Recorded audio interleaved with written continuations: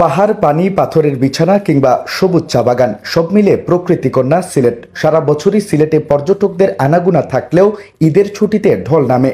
এবারের ঈদে দেশের বর্তমান পরিস্থিতিতে পর্যটকদের আগমন নিয়ে শঙ্কা থাকলেও পর্যটকদের নিরাপত্তায় পর্যাপ্ত ব্যবস্থা নেওয়ার কথা জানিয়েছে প্রশাসন। ঈদ মৌসুমে সিলেটের পর্যটন খাতে শত কোটি টাকার ব্যবসার আশা করছেন সংশ্লিষ্টরা। দেশের বিভিন্ন প্রান্তের পর্যটকদের কাছে সিলেটের জাফলং, সাদাপাথর, বিছনাকান্দি, রাতারগুল, পান্থুমাই চা বাগান পছন্দের শীর্ষে। অবসর পেলেই এসব স্পট সহ সিলেট জুড়ে ছড়িয়ে থাকা বিভিন্ন ছোট পাহাড়, টিলা আর ঝর্ণা দেখতে ভিড় জমান পর্যটকরা। এছাড়া শাহজালাল এবং শাহপরান মাজারেও প্রচুর মানুষ বেড়াতে আসেন। Association of travel agent of বাংলাদেশের সাবেক সভাপতি আব্দুল জব্বার জলিল বলেন, গত কয়েক বছর বন্যা, রাজনৈতিক অস্থিরতার কারণে সিলেটের পর্যটন খাত ছিল লোকসানের মুখে। এতে ক্ষতির মুখে পড়েন পর্যটন সংশ্লিষ্ট ব্যবসায়ীরা। এবার সেই ক্ষতি কাটিয়ে নেওয়ার আশা করলেও হঠাৎ করে ছিনতাই, ডাকাতির মতো ঘটনা বেড়ে যাওয়ায় সিলেটে পর্যটকদের আগমন নিয়ে শঙ্কা দেখা দিয়েছে।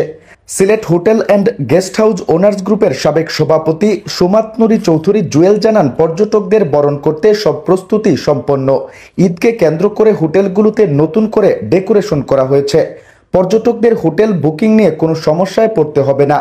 The Sylhet chamber of commerce and ইন্ডাস্ট্রির সভাপতি ফয়েজ হাসান ফেরদৌস জানান, এবার ঈদে সিলেটের পর্যটন স্পটগুলোতে পর্যটকদের উপচে পড়া ভিড় থাকবে। ঈদে এই খাত থেকে শত কোটি টাকার ব্যবসার আশা করা হচ্ছে। সিলেট জেলা পুলিশের মিডিয়া ফোকাল পয়েন্ট কর্মকর্তা মোহাম্মদ সম্রাট তালুকদার জানান, পর্যটকদের নিরাপত্তায় প্রতিটি স্পটে থাকছে বাড়তি নিরাপত্তা ব্যবস্থা। ট্যুরিস্ট পুলিশের সাথে সমন্বয় করে কাজ করা হবে। পর্যটকদের নিরাপত্তা নিশ্চিত করতে পোশাকধারী পুলিশের পাশাপাশি সাদা পোশাকে পুলিশ সদস্য মোতায়েন করতে হবে।